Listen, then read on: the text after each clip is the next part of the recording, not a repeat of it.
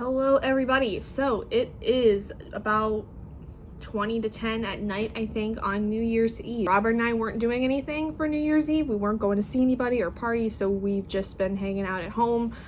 We recently just got into doing a little bit of drinking before it hit midnight, and before I got too far into that, I wanted to come on and start this vlog because it is also on New Year's Day, the beginning of the Battle of the Bookish readathon, and I wanted to start off because technically the first few days are a weekend. I wanted to do a weekend reading vlog, and then the rest of the month will be dedicated to like weekly reading vlogs going from about Monday to Saturday, so that I have Sunday to do editing, because I'm getting back in a schedule in the new year where I film a lot of my stuff on like Saturday other than my weekly reading vlogs or reading vlog review videos, and taking every Sunday to do all of my editing that I need to do. But basically what I wanted to go into is, real quick before I get too deep into alcohol for the rest of the night with my husband, is that I wanted to go over a little bit about what the plans are for the first couple days of the readathon. So I had a reading schedule set up in my reading journal, which is over there, but I know exactly what's in it. So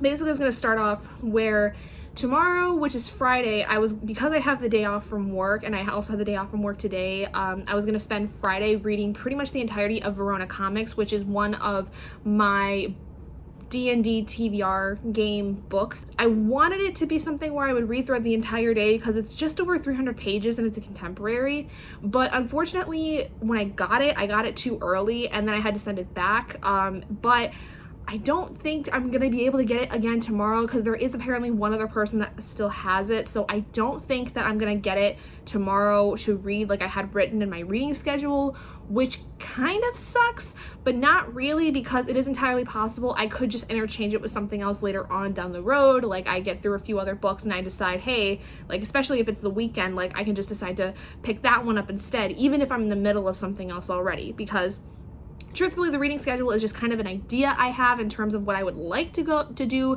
best case scenario, but it is interchangeable regardless. So the backup plan then is, if I can't get it tomorrow for whatever reason, because I'm the only other person that is like on hold for it, the person that has it currently is the only other person that needs it, the backup is to then start the second book I was going to start, which was Bridge of Clay. This is another D&D TBR game book that I have. This is about 560 some pages, and this is also like one of my more anticipated reads, because I know a lot of people, especially because they loved Marcus Zuzak's other book, The Book Thief, that this one was not really something they were jiving with. And the only reason it's anticipated is that because I tend to like books more than other people. I tend to have a very unpopular opinion with a lot of people because sometimes I don't really like always catch a lot of the stuff that people seem to dislike about books, but I feel like I have a pretty good radar. But I think a lot of times writing style is subjective, and so when a lot of people don't like a certain writing style, I tend to like it, which I don't know, that's just something that happens. But I think that this is going to be one of my more anticipated ones. And so basically, if I don't get Verona Comics tomorrow, I'm probably going to read about half of this tomorrow, and then I'm probably going to read the second half of it on Saturday, because I had set it up where I was going to start this Saturday and then read the second half of it on Sunday. And then the other thing I'm going to be working on is I'm going to start my audiobook for Where the Crawdads Sing by Delia Owens. This is another D&D TBR game pick, because I wanted to try to get my D&D picks out early in the month so that I could say I at least completed those during the Battle of the Bookish, because those are the ones that are important, because if I don't complete those books, I will have to receive a punishment. I'm going to go continue drinking with my husband and having a good ass time on New Year's Eve.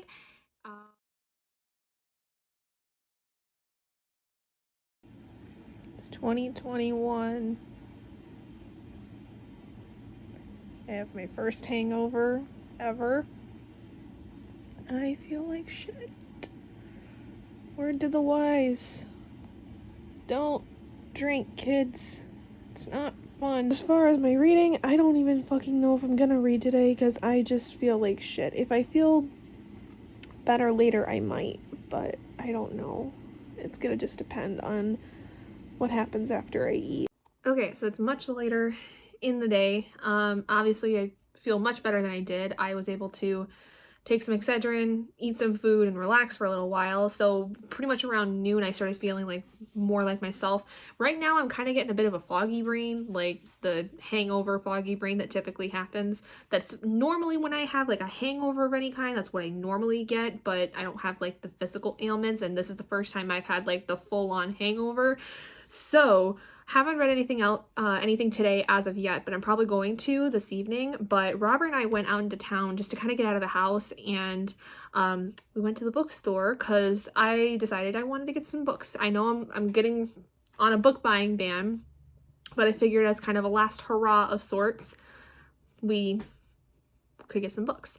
So I'll show you guys what I got. Pretty much all of these were ones that I didn't get for Christmas that I was kind of hoping I would. So that made me really happy, and now I can add them to my shelf. And one of them in particular I'm really excited for because I do plan on eventually finishing the series, and then I wanted to wait until I had all of the books in the series before I did. And I have another series I'm going to finish, like restart and finish this month if I can get to them.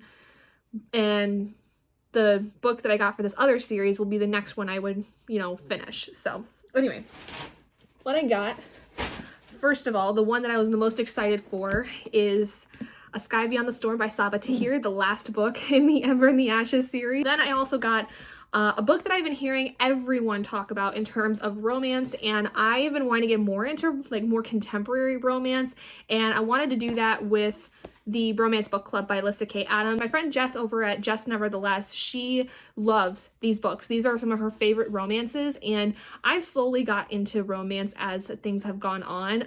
More specifically, like books like this where they kind of have these cartoony like covers. These are the ones I'm more drawn to, and I think that that's kind of just what is the only way I'm going to be able to read romance, because kind of the historical romances and the paranormal like smutty ones that a lot of people seem to like, I'm not as much of a fan of for some reason. I think it's just like it's not as enticing to me. But ones like this where it's kind of more rooted in reality, and they have these kind of more approachable covers, to me make it easier for me to get involved with like these more contemporary romances. So really excited to eventually read this one and hopefully read the other companion books with this, because this is all centered around a bunch of guys who decide to read romance books to try to figure out how to work that into their own personal relationships with the women in their lives, especially like their significant others and things of that nature. So this one I heard though, like there are some issues in terms of like misogyny, and there's like sexual harassment in at least one of the books, and so it's very timely, and so there's a lot of stuff that kind of will irk you because you're reading it all from a male's perspective of trying to understand these romantic endeavors. But I don't know, I think that it's going to be a fun time regardless. So then I got 2 graphic novels. I got volumes 3 and 4 in the Paper Girls series because I have volumes 1 and 2, and I've been kind of slowly making my way through purchasing the rest of them. I wanted to also get at least 2 more volumes of Saga, but they didn't have them, so that kind of made me sad. But I really like Paper Girls. I think I really like Brian K. Vaughan's writing in terms of like his stories, so I'm excited to get through more of this because I've heard a lot of people say that they just get better and better with each volume as you go. Then I got Different Seasons by Stephen King. This one more so just because I wanted to have a physical copy of his books, and I didn't find Danse Macabre while I was there, which is my January read for my Stephen King reading series, but I'm getting a copy from the library when it comes in, which should hopefully be on the 5th or somewhere around there, so I'll be getting that one pretty soon. But that's a nonfiction, and this is another short story collection of Stephen King's that he came out with, and so I just wanted to have it for my personal collection, and really just so that I have it for when I get to read this next month. I also got a couple poetry collections. I got Halsey's poetry collection she published not too long ago, which is called I Would Leave Me If I Could. This is the Barnes & Noble exclusive edition too, so there's some extra content that's in it. And it does not look like it's signed, which kind of sad, but that's fine. I love Halsey. She is one of my more favorite like pop singers, I guess, alternative pop singers, and I just really like a lot of her lyrics and what the stories that they are, kind of composed of. So I'm excited to see how her actual like written poetry is. I've heard a lot of people say that are fans of hers that it's very similar to a lot of her music, so I'm pretty excited to see how this one's gonna go. Then I also got Pillow Thoughts Volume 4, Stitching the Soul by Courtney Peppernell. I have the other 3 volumes of this series. And then I also got Rupi Kaur's newest poetry collection, Homebody. So those are all the books I got at Barnes & Noble. I also got a few other things while we were out, but I basically just got, you know, online membership for my Switch, and I went to the crystal store and got a handful of crystals and a little rose quartz like face roller thing to that is supposed to like help with boosting collagen and blood flow to the face, because I've been trying to find ways to like up my skincare game a little bit, and so I think that that has been a tool a lot of people have said have been very helpful, especially if you put it in like the fridge overnight and you like use it in the morning. It helps to like depuff your skin and stuff like that. So I think that that's gonna be something I'm gonna test out and see if I, you know, actually think is beneficial for me. So that's pretty much all I got. And like I said, tonight I think I'm gonna try to read Bridge of Clay a little bit. So I'm still hoping that I might get Verona Comics soon, because there is only one person that's using it right now and then I get it, so it shouldn't be too long. So I'll probably just swap it in with something else in terms of my reading schedule. Like I said before, it's probably gonna have to be the easiest thing for me to do, just because I don't really know when I'm gonna get it, so I'm just gonna have to see what happens.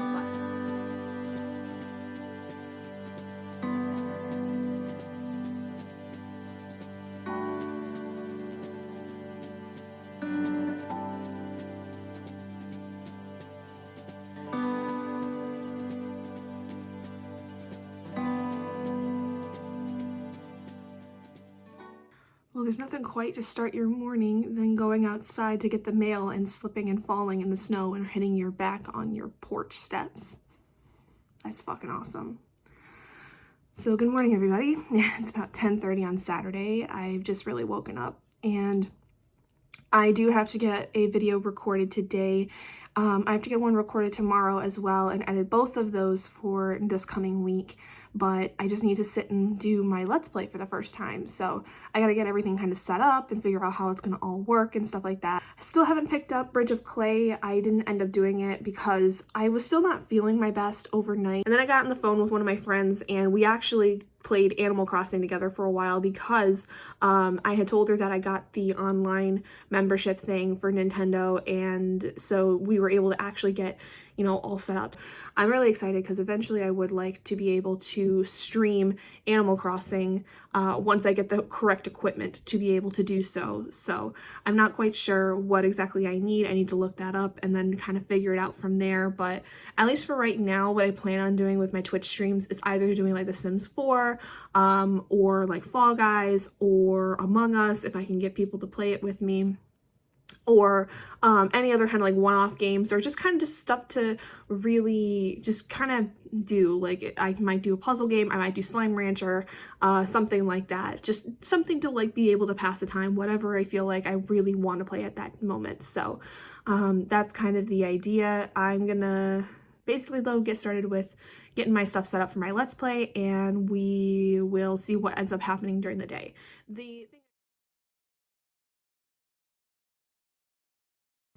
Good morning, everybody. So I am actually going to end this vlog here. It's about 10:42 on Sunday morning, and I just don't really have a lot to update you guys on, and I want to close this vlog out so I can edit it today and then get it scheduled for this coming week. So yesterday I did end up reading like the first 50 pages or so of Bridge of Clay, and I don't necessarily care for the writing style. Wouldn't even say it's flowery. It's very nonsensical. It's hard to understand what the hell's going on. The thing I do understand though is that there's the synopsis that kind of describes a little bit about what the story's about, which it's about 5 young boys who are like, they're all brothers, and basically all 5 of them are by themselves because their mother had died years prior. And they all had to grow up on their own because then their dad had also left, I think, prior to their mother's passing. And there's not really any clear like storyline with it, I think. There's something about a murderer that comes to the house that's talked about a lot in the beginning. And I think the oldest is just about to meet him, who is Matthew. He is our protagonist more so. But it does kind of jump around to all the other boys. But Matthew is kind of the one that's telling the story more so than anything. And all I also know about it is that one of the boys, whose name is Clay, he is like a marathon runner. Like, he's been training running for years. It seems to have been something that he just kind of took up with, and his brothers have continuously pushed him to do better and all these things, to the point where, like, often he will do races for money, and like he kind of almost does like a horse race of sorts, because he will go up against all these other boys in the community, and they'll all bet money on whether or not those boys can defeat Clay, because he seems to be the best runner in town.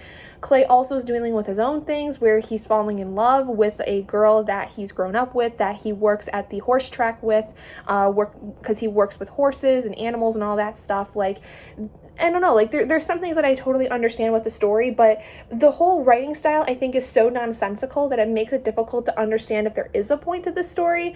But from what the synopsis indicates is that Clay is like kind of the glue that holds this whole family together, and I think it's supposed to be more about his journey than anybody else's, but it's from Matthew's perspective, I think, in a sense, because like it goes Matthew talking about all of the other different boys in these different instances, but Matthew's not actually with him. So I don't know, it's kind of bizarre, but I'm not, so far into it yet that I feel like I just understand the whole story. I mean, it's a 500, almost 600 page book, so I definitely have some time to work through it, but I am behind on my reading schedule just because yesterday I fell and hurt myself, and I just was not really wanting to do a lot. I couldn't move very much without, hurting every now and then. I had to figure out how to sit and lay down, because I basically, where I hurt myself was that I kind of landed on my back, but all of my pain is centered like right on the bottom of like my pelvis.